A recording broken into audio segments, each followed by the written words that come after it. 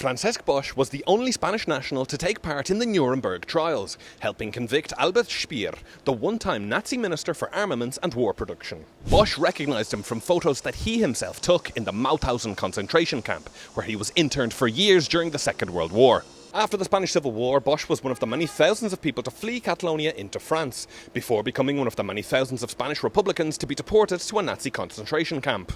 As the Nazis were obsessed with documenting their work, Bosch was sent to work in their identification department, where he handled negatives and even sometimes acted as camp photographer during visits by Nazi officials. Most Spanish prisoners in the camp were worked to near death in slave labour conditions, but Bosch was lucky enough to be given administrative tasks as he was able to speak some German, so acted as a translator before his photographic skills were put to use. Bosch, as a prisoner in the camp as well, ended up photographing the horrors of the Mauthausen concentration camp. The surviving images show graphic details of the worst of human suffering and are evidence of one of the darkest periods of human history.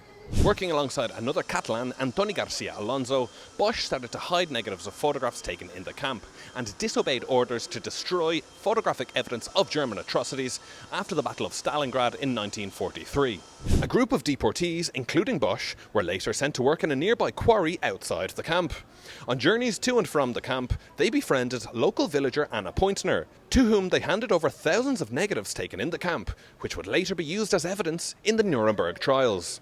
Bosch was also there to photograph the liberation of Mauthausen concentration camp when the American soldiers arrived, shortly after the Nazis fled in 1945. After the war, the Catalan worked as a photographer for communist newspaper L'Humanité, but sadly died in 1951 at the age of just 30 due to kidney failure, a side effect of having spent so long in Mauthausen. The Barcelona neighbourhood of Poble Sec, where Bosch was originally from, now has this library named after him, as well as an informative plaque honouring his life and work outside of the apartment block that he called home.